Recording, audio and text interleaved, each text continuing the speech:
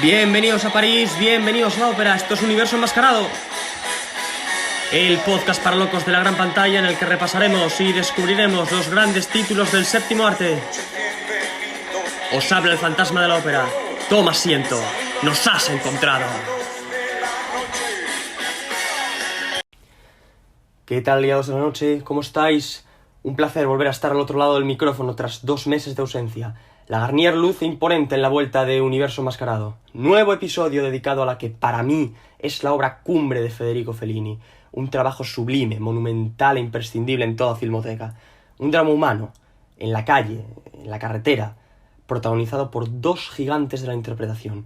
Giulietta Masina, en el que sin duda alguna es su mejor papel, o al menos yo así lo pienso, incluso más que en Las noches de Cabiria, y Anthony Quinn, que, a pesar de tener fama de hombre tranquilo, encarna un verdadero bestia, a un déspota, un hombre insufrible, rudo, desagradable y de la peor calaña. Zampanó, el forzudo. Por cierto, ¿sabéis que el propio Quinn llegó a escribir en su autobiografía que el personaje se acercaba mucho a su verdadero carácter? Curioso, cuando menos. Y Gelsomina. Creo que no ha habido un rostro más expresivo y dulce en toda la historia del cine. Muchos dirán que la mirada de Lauren Bacall, otros que los ojos de Liz Taylor, otros al igual que yo habrán quedado cautivados por Jim Tierney, fascinados cuando apareció Laura Hunt mientras Dana Andrews contemplaba un cuadro que pasó a la historia del cine, atónitos y subyugados por la maldad de Ellen Berendt, que nos invitaba a dar un paseo en barca por la otra cara de la luna, y vaya si lo hubiésemos dado, 1945 fue el año en el que otra musa hollywoodiense, con el alma en suplicio, se convirtió en leyenda. Joan, allá donde estés, el cine no te olvida, y tu público tampoco. Muchas miradas, sí, muchos rostros, demasiados, pero tengo grabada a fuego la de la Dama de San Giorgio. Vamos con la Strada.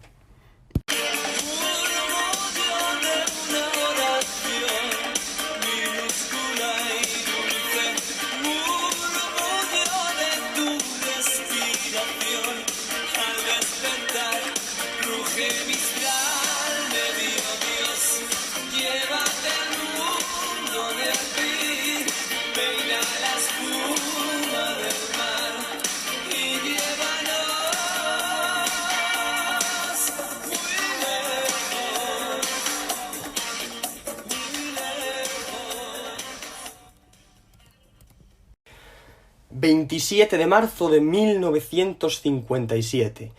R.K. Pantitz Theatre de Hollywood... gala presentada por Jerry Lewis y Celeste Holm. Sabéis que en esta edición comienza a entregarse anualmente el premio a mejor película de habla no inglesa. George Seaton anuncia a la ganadora de la estatuilla, La Strada. Y lo que ocurre es que la trifulca entre los partidarios de Fellini y los de Visconti se aviva. ¿El motivo? Senso, la película del año 1954, dirigida por Visconti, con Aida Bali y Ferlie Granger, basada en la novela de Camillo Boito.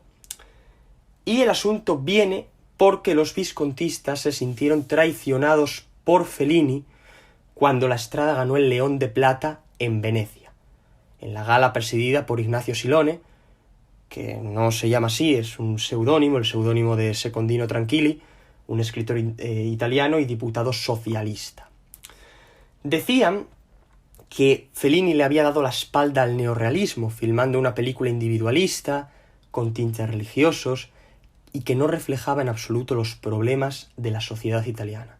La crítica marxista, con el ínclito Guido Aristarco a la cabeza, escribió que la película, rompía totalmente con el neorrealismo, porque era involucionista, anteponía el estilo al contenido, etcétera, etcétera. El movimiento, como sabemos, había iniciado su declive años atrás con el triunfo de la democracia cristiana en las elecciones del 48. Ahora estamos en el 54. ¿Podemos hablar de la etapa posneorrealista?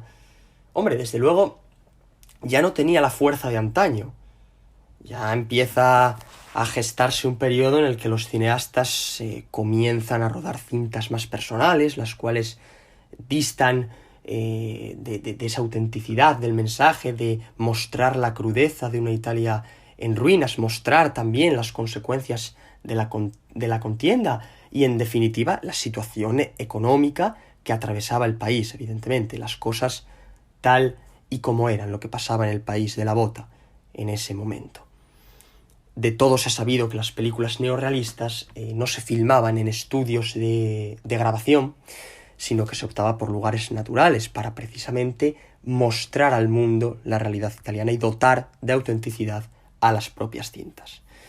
Otro rasgo característico era la exaltación de los sentimientos. Yo soy devoto del neorrealismo porque demostró que se podía hacer frente, se podía desafiar al gigantismo del cine norteamericano, no en cuanto a superproducciones y dinero, por supuesto, sino en calidad humana. Y esto lo dice un ferviente admirador del Hollywood dorado, sobre todo de los años 40 y 50, décadas gloriosas para un género que está siempre presente en mi vida y reflexiones, seguro que os suena, he escrito sobre el asunto en alguna ocasión. Pero bueno, volviendo al asunto, volviendo al tema que nos ocupa en el día de hoy, creo que Rossellini contribuyó mucho en ese sentido, en lo de desafiar el gigantismo de los americanos, contribuyó mucho porque fue, o está considerado, el precursor del movimiento, con su gran Roma, ciudad abierta, que tomaba actores, como decía él, tomados de la vida. Ahí en esa película los profesionales solamente son Aldo Fabrizi y Anna Magnani, que fueron amantes, por si no lo sabíais. Ya le dedicaré un episodio a ese asunto. Bueno, volviendo a la película, año 1954, dirección de Federico Fellini, producción de Dino De Laurentiis y Carlo Ponti.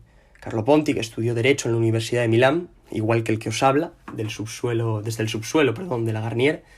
Yo lo estudio un poquito más lejos, de la ciudad de la Galería Vittorio Emanuele. Estuve recientemente paseando por sus calles y acordándome de la película de De Sica. Tal vez sea porque yo, de vez en cuando, también creo en los milagros. Bueno, dato aparte, sabéis que la filmografía de Ponti es extensa, Dos mujeres, Guerra y Paz, Attila, etc. Y resulta que Federico Fellini escribió el personaje de Gelsomina para que lo interpretase su mujer, pero los productores no estaban por la labor, por lo que decidió aparcar el proyecto y filmar Los Inútiles, con Alberto Sordi, Riccardo Fellini, su hermano, con Franco Fabrizi, entre otros. Y decía Giulietta que por aquel entonces ella y Federico se habían comprado un Fiat muy, muy pequeñito, un Topolino, en homenaje a Mickey Mouse, y al parecer un día, dando una vuelta por Roma, vieron una pareja al lado de un carromato. Él era un hombre muy gordo, muy rudo, brutal, un bestia, y ella muy, muy pequeña y muy delgadita, muy enjuta. Y resulta, según se cuenta, semanas después, Fellini le hizo leer un borrador de guión de unas pocas páginas, y al terminar la lectura, Giulietta no le pudo decir a su marido lo que sentía de lo emocionada que estaba, imaginaos, un guión, nada, serían unas 6-7 páginas, pero era tan bueno y que se emocionó y fue incapaz de decirle lo que sentía. Bueno, ya lo mostraba ella, ya las emociones se notan al instante, ¿no? Y un día fue a recoger a Giulietta a Cinecittà y vio a Anthony Quinn interpretando un papel muy pequeño en una película que se llama Don Prohibit, y quedó, maravillado, E inmediatamente le propuso encarnar a Zampano. Era el rostro que se había imaginado, era el semblante perfecto para dar vida a ese déspota, a ese forzudo de circo. Y decía Anthony Quinn que en 3 meses con Fellini aprendió más acerca de la actuación fílmica de lo que había aprendido en todo lo que tenía hecho hasta entonces. Eso dijo Quinn. Y una frase que quedó para la posteridad, y es que en 3 meses con Fellini que aprendas más que en igual 20 años de trayectoria que llevaba ya, pues es increíble, ¿no? Pero claro, había un problema, y es que no había dinero prácticamente, era un presupuesto muy escaso, un presupuesto exiguo, y al parecer Fellini se vio obligado a dirigir algunas secuencias de Attila, que luego le dedicaré un poquito, algunas secuencias de Attila a cambio de unas del dinero, ¿eh? Y, bueno, yo luego os contaré por qué Anthony Quinn tiene esa mirada, que tiene su explicación. Tiene su explicación. Bueno, dirigió algunas secuencias de Attila y al finalizar el rodaje de La Strada, a Fellini le da un ataque de nervios que requirió tratamiento médico. Esto no lo sabía, lo leí hace muy poco. Ya entrando en los planos, en las escenas, si yo me tuviera que quedar con un plano de la película, con uno solo, la decisión sería dificilísima, ya que muchos me cautivan. No obstante, la expresión de Julieta en el circo, contemplando la actuación de Richard Basehart, que interpreta al loco, al acróbata, cuando él está haciendo piruetas ahí en lo alto y finalmente clava el número, es que, si os fijáis, el rostro cambia completamente. Al principio es inquietud, es nerviosismo, miedo, por favor, que no se caiga, para acto seguido dar paso a la admiración en medio de un aplauso inmenso, un grandísimo aplauso, una ovación tremenda. Y luego otro plano es el de Anthony Quinn en la playa. Los que hayáis visto la película sabréis a cuál me refiero. Zampano llorando por primera vez en su vida, y el espectador, al margen de todo, pues no puede evitar sentir pena, sentir lástima de ese pobre hombre, porque él en realidad es un pobre hombre, en cuya cabeza solo hay mujeres y vino. Solo hay mujeres y vino y, a pesar de que sea un déspota, una mala bestia, desagradable, rudo e incapaz de sentir cariño por nadie, sientes pena por él. Tristeza, porque en ese lloro, en ese llanto, está todo lo que ha llevado dentro, bueno, pues el tiempo que lleva en el mundo, su vida errante, las penalidades por las que ha pasado, su soledad. Todo ese sufrimiento que en parte es lo que le hace ser así, lo que provoca ese carácter. Es una escena desgarradora, rodada, si no me equivoco, en los muelles de Fiumicino.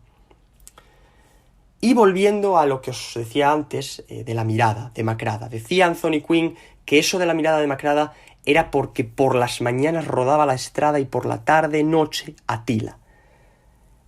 Attila, la de Pietro Francischi, la de el director del León de Amalfi, La Reina de Saba, no, lo digo para que no haya confusión con la de Jack Palance, la que protagoniza Jack Palance y dirige Douglas Sirk.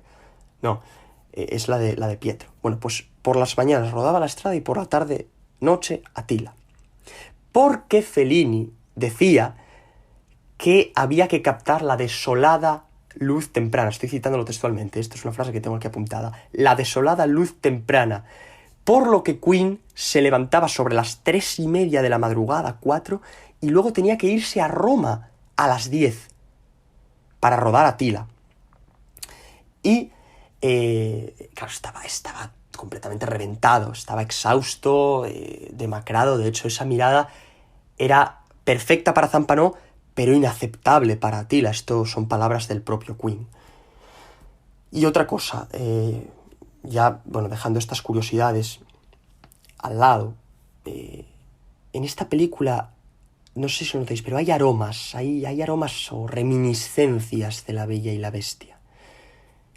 Si bien el personaje de Quinn, lejos de ese lujo, de esa suntuosidad, de la alcurnia y todos los castillos, toda esa opulencia, es una verdadera bestia humana, es un animal, y el Somina sí que se asemeja más a la Bella. Lo que pasa es que aquí Fellini le atribuye un alma inocente, un alma ingenua, un rostro dulce y sobre todo un corazón que no le cabe en el pecho. Decía Federico Fellini en respuesta a sus detractores que el neorrealismo italiano no debía centrarse solamente en lo humano, sino también en lo espiritual, en lo metafísico, todo lo que hay dentro del individuo. Eso era la respuesta que él le daba a los detractores, sobre todo a Aristarco, que fue muy crítico con él. Como he dicho antes, la crítica vilipendió la película, no gustó.